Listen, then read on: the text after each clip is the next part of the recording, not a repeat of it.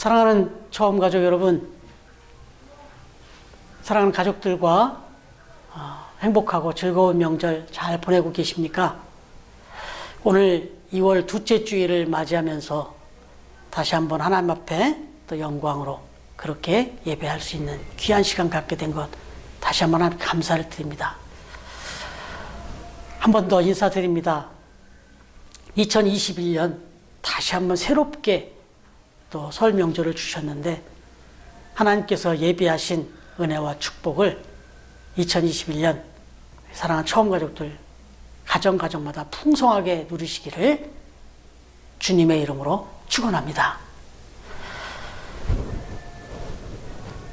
여러분, 우리가 이렇게 명절을 맞이하였지만 이 코로나19 때문에 많은 제한을 받으면서 이렇게 모여 있습니다.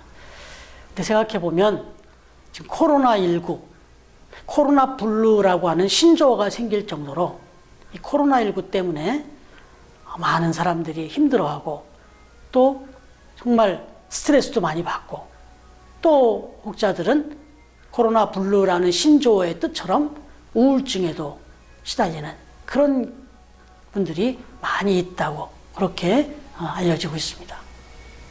여러분, 사실은 이 코로나19, 이 코로나 블루 이런 것으로 인해서 우리가 지금 우리 삶 속에 정말 힘들고 또 스트레스도 받고 또 우울증도 겪고 그러고 있습니다만은, 그러나 이미 시대를 거슬러서 현대인들의 이 시대상, 이 상황을 간파하고 그렇게 진단한 그런 분이 계십니다. 헨리 나우엔이라고 하는 영성가를 아실 겁니다. 네덜란드의 그 사제 출신이면서 또 예일대의 교수를 또 역임하셨던 분입니다. 그리고 심리학자이시기도 했던 이분이 희망의 씨앗이라고 하는 책을 통해서 이 현대인들이 겪고 있는 심각한 불안과 고독과 갈등 그리고 이 우울, 이 부분에 대해서 지금 많은 사람들이 그렇게 살아가고 있는데 현대인들은 점점 더 그런 것이 심화된 삶을 살아가게 되는데 그 이유가 크게 4가지다 라고 이렇게 진단을 해 놓았습니다. 첫 번째가 뭐냐? 공동체 의식을 상실하고 있다는 겁니다. 그리고 점점 더 개인화되어지고 있다. 그렇기 때문이다라고 말합니다. 인류의 역사적 흐름과 문화를 살펴보면 인류는 공동체 의식을 가지고 더불어 함께 그렇게 살아왔었다는 겁니다.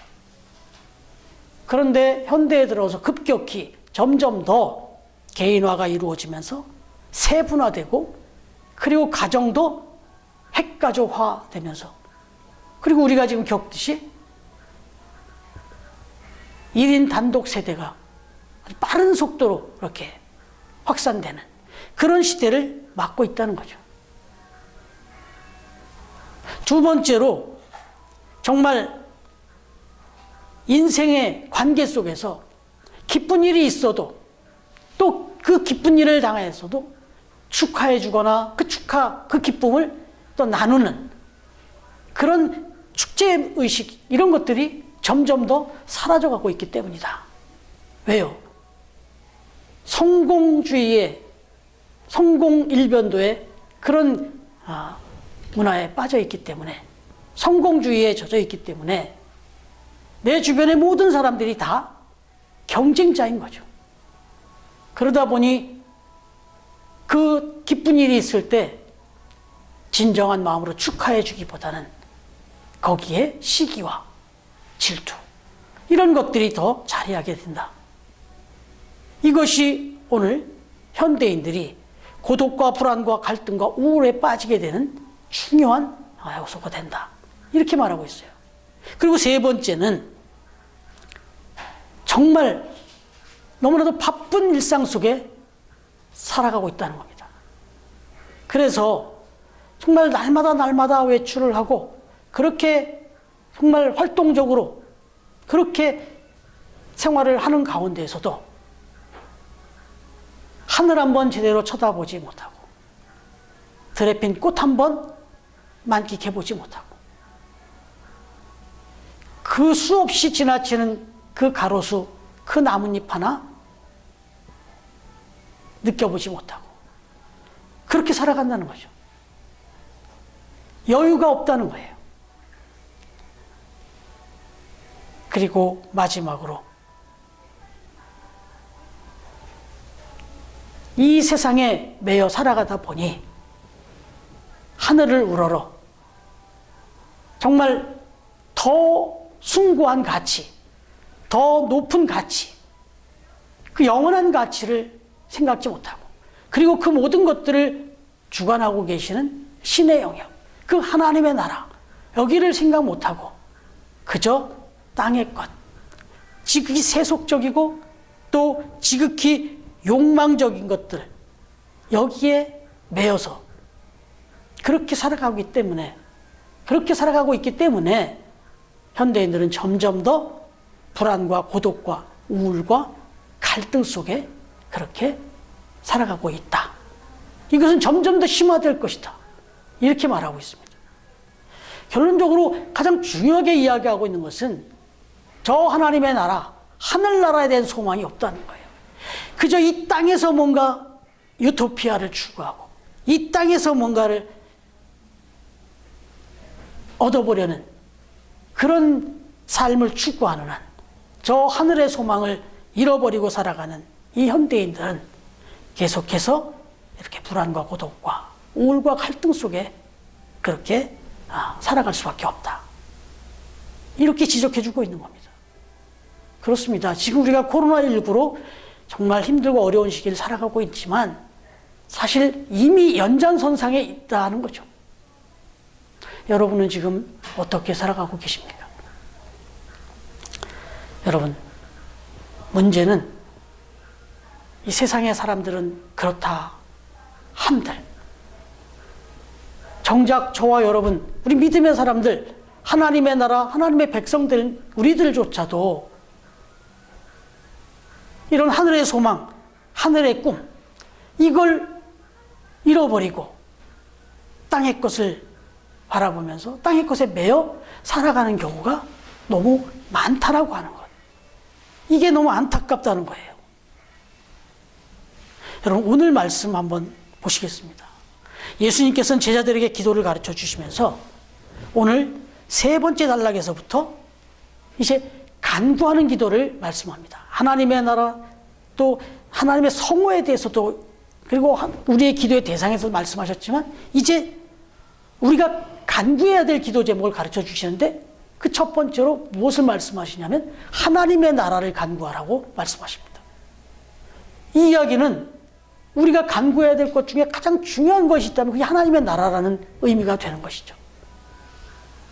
다시 말하면 우리가 이 땅에 살아가는 데 있어서 가장 중요한 행복한 삶의 결정은 하나님의 나라라는 겁니다.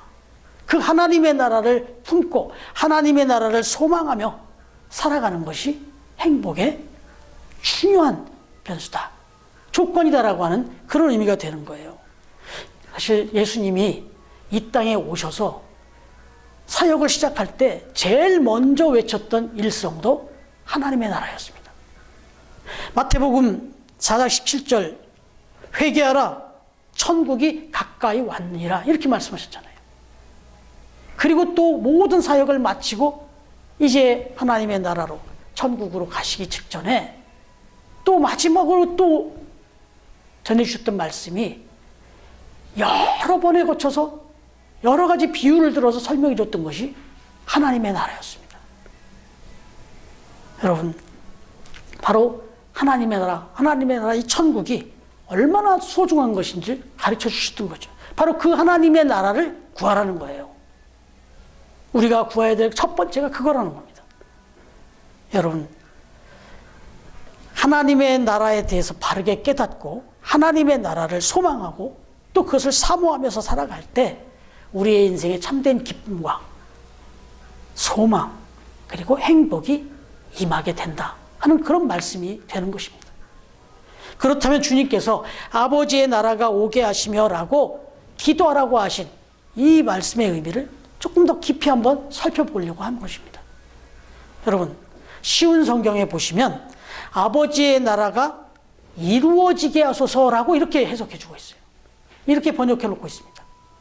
아버지의 나라가 이루어지게. 여러분, 그러면 아버지의 나라가 이루어지게 한다. 그럼 여기서 하나 우리가 생각해야 될 게 뭘까요? 아버지의 나라죠. 그러면 이 나라라는 개념을 다시 한번 생각해 보면, 전에도 말씀을 드렸습니다만은, 나라라고 생각할 때 우리가 학창시절에 다 배웠지만 나라에 3요소가 있죠. 나라가 나라 되기 위해서는 3가지 요소. 첫 번째는 영토, 그리고 두 번째는요, 국민이죠. 당연히 영토가 있고 국민이 있어야 되죠. 그런데 여기서 더 중요한 게 하나 있죠. 그것은 주권입니다. 영토가 있고 국민이 있는데 주권이 없어요. 그러면 그런 나라는 진정한 의미에서 나라라고 할 수 없잖아요. 그건 식민지에 불과하죠.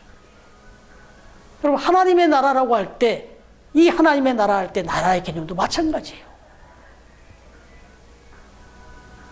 가장 중요한 것이 하나 있는데, 우리가 생각해야 될 게 있는데, 그게 주권이에요, 주권. 근데 이 주권을 다르게 말하면 통치입니다. 다스림입니다. 여러분, 이 주권과 통치, 이 다스림, 이 부분을 생각할 때 여기에 바로 하나님의 나라가 있다는 거예요.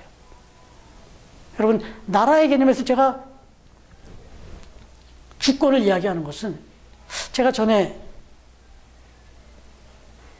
저희 조카 이야기를 좀 드렸습니다만은, 우리 조카가 카투샤에 근무를 했었는데 미군 부대에서 근무를 했죠.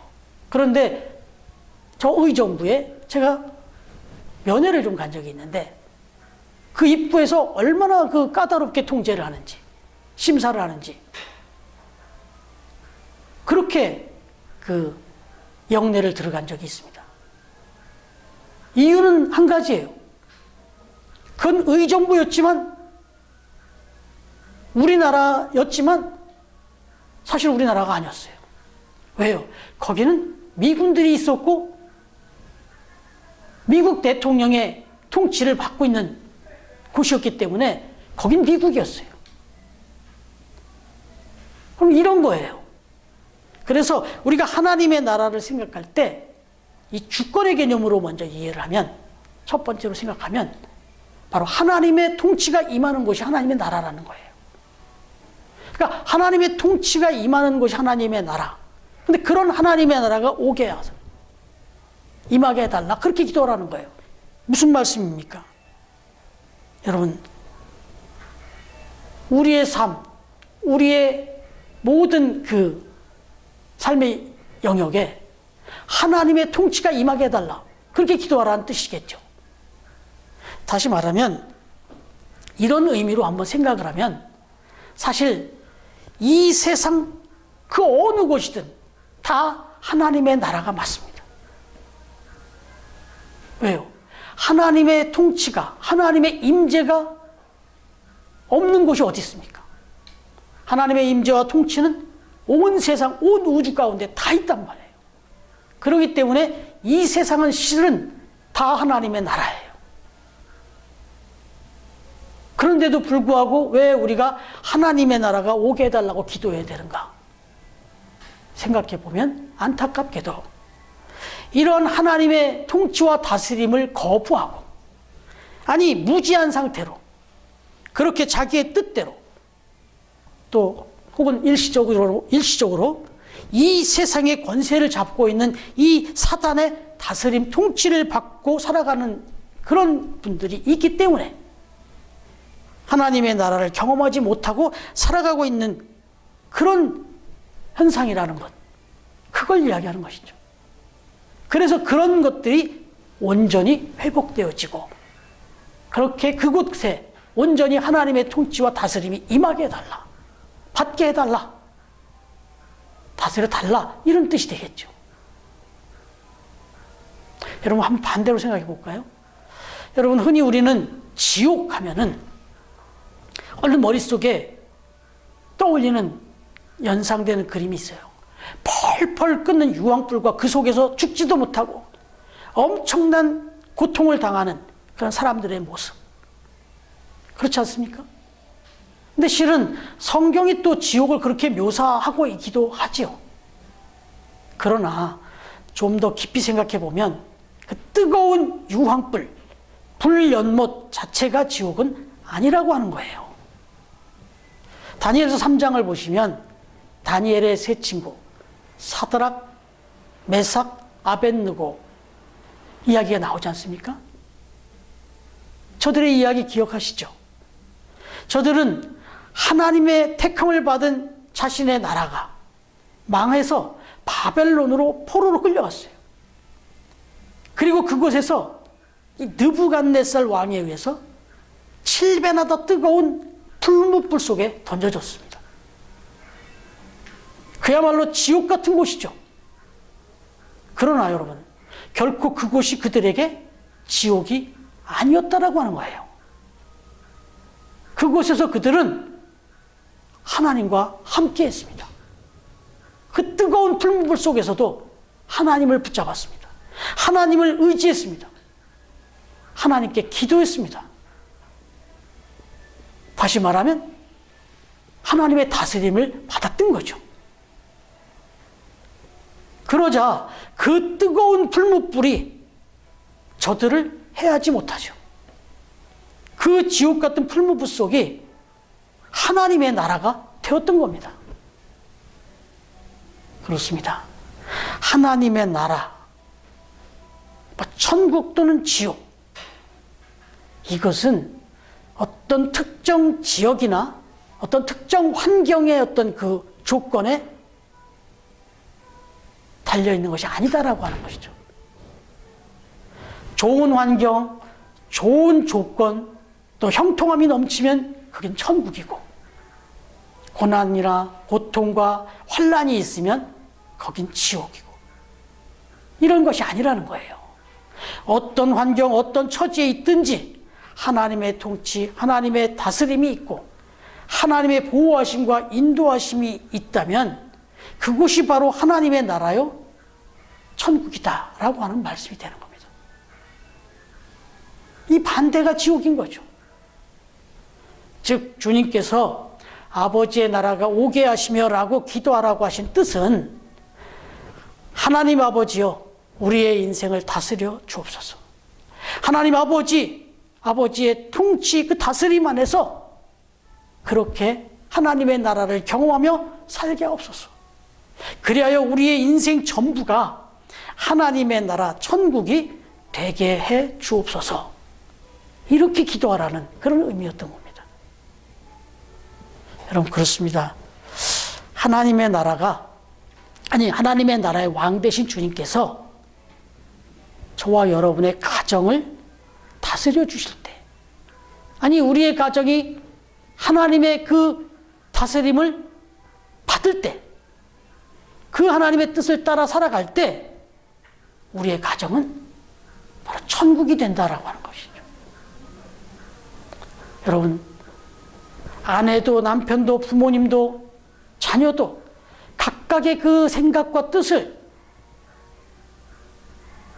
하나님 앞에는 다 내려놓고 어떠한 갈등도 고민 앞에서도 그것을 하나님께 맡기고 함께 하나님께 기도하면서 하나님의 뜻을 구하면서 하나님의 다스림을 받을 수만 있다면 그 가정이 천국인 거예요.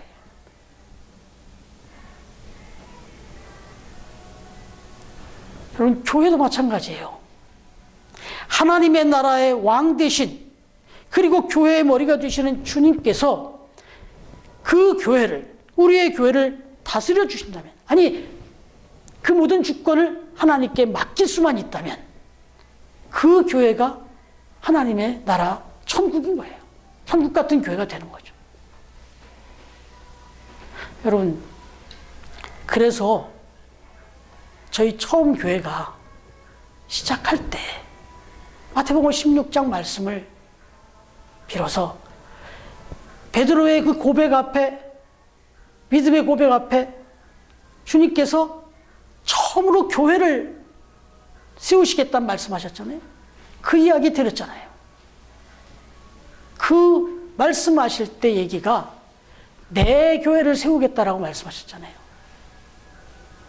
바로 주권입니다. 주권. 교회의 주권은 주님이십니다. 하나님이신 거예요.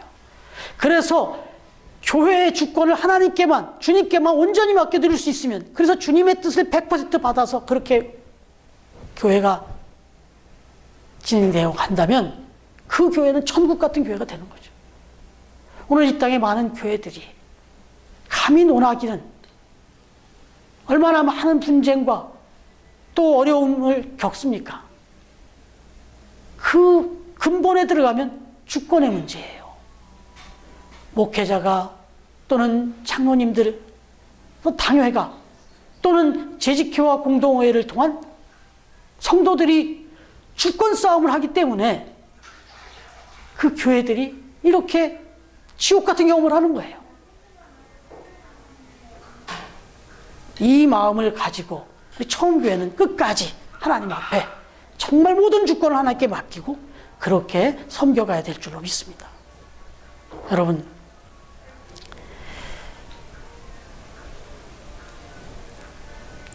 하나님의 나라를 생각할 때 하나 반드시 기억될 게 이 다스림, 통치라고 하는 것. 이것을 잊지 마셔야 되고, 두 번째는 하나님의 나라가 말 그대로, 문자 그대로 이 세상 모든 나라에 임하게 되기를 기도하라는 그런 선교적 의미가 담겨 있다는 얘기입니다. 오늘날 사단의 세력하에 놓여 있는 주님을 모르는 이 세상 모든 이들에게 하나님의 나라가 전파되게 해달라, 확장되게 해달라, 아니 어떻게 보면 회복되게 해달라, 이렇게 기도하라는 그런 의미죠. 이것은 사실 하나님의 간절한 소원이십니다. 디모데전서 2장 4절에 보시면 하나님은 모든 사람이 구원을 받으며 진리를 아는 데 이르기를 원하시느니라, 이렇게 말씀하고 계십니다.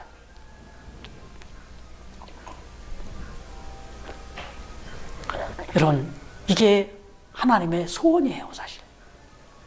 그러니까 우리가 아버지의 나라가 오게 하시며라고 기도할 때 그야말로 이 땅에 정말 하나님의 통치가 다 미치고 있는데도 불구하고 이걸 모르고 무지한 채, 또 때로는 무관심 속에, 때로는 적대적으로 이렇게 살아가고 있는 이 안타까운 영혼들, 그 세상을 속히 하나님께서 변화시켜 주시고 구원해 달라. 그리고 땅끝까지 그야말로 하나님의 나라로 완전히 회복되게 해달라, 이렇게 기도하라는 선교적 의미가 담겨 있다 이거예요. 그럼 우리가 주보에 항상 소개해드리고 있는 이유는 선교, 봉사, 장학, 선봉장, 그 교회가 미약하지만 섬기고 돕는 그곳들을 거기에 소개하는 이유는 기도할 때 절대 잊지 마시고 계속해서 기도해달라는, 기도하자는 그런 뜻이 담겨 있는 거죠.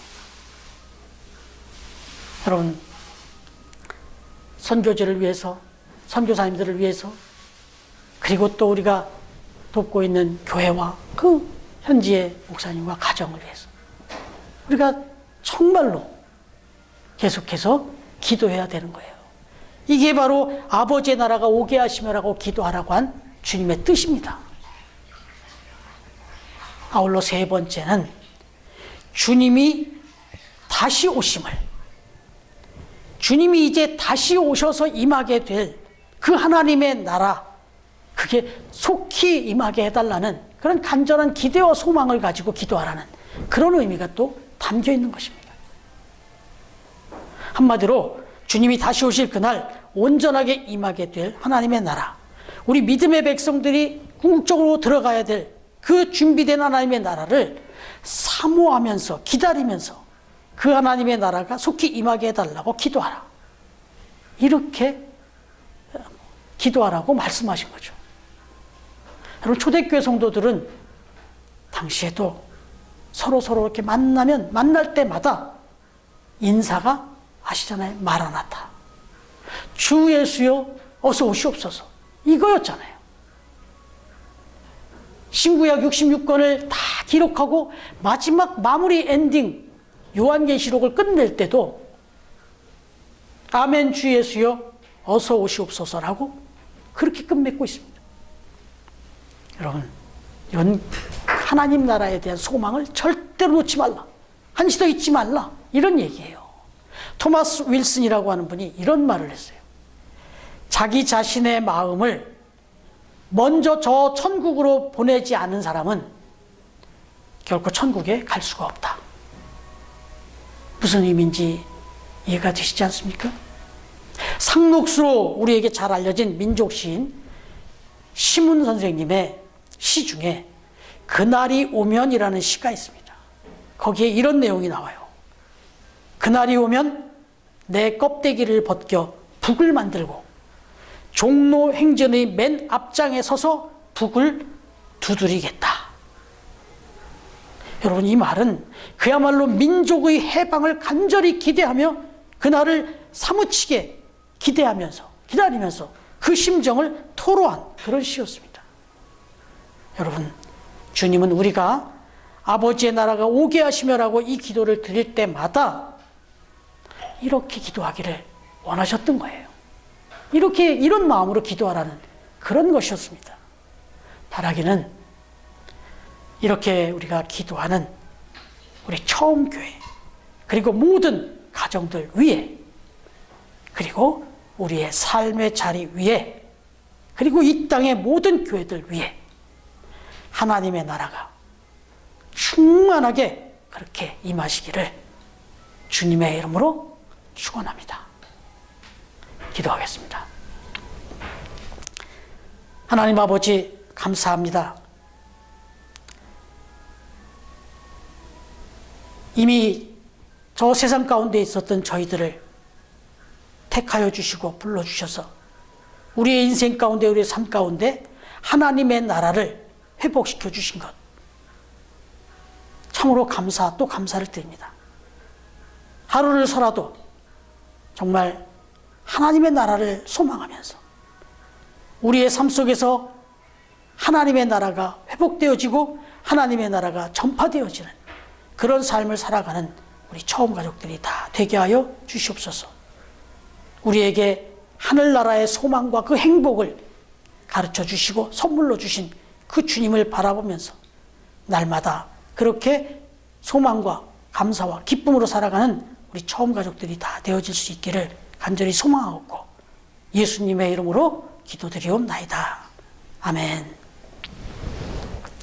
이제는 우리 주님 예수 그리스도의 은혜와 하나님의 사랑과 성령님의 교통하시는 은총이 친히 육신을 입고 이 땅에 오셔서 우리에게 하늘나라의 소망을 부어주시고, 그리고 그 소망을 친히 우리에게 말씀해 주셔서 기도하게 하심으로 이제 우리가 하늘나라를 소망하며 꿈꾸며 우리의 삶 가운데 하나님의 나라를 이루어 가며 살겠다고 이제 다시 한번 다짐하는 우리 처음 가족들, 가정 위에, 삶의 자리 위에, 그리고 세워주신 처음 교회 위에, 그리고 오늘도 주의 이름으로 예배하는 이 땅의 모든 교회들과 주의 백성들 위에, 그리고 세이브존과 기쁨의 집 위에 이제로부터 영원토록 함께해 주시기를 간절히 축원하옵나이다.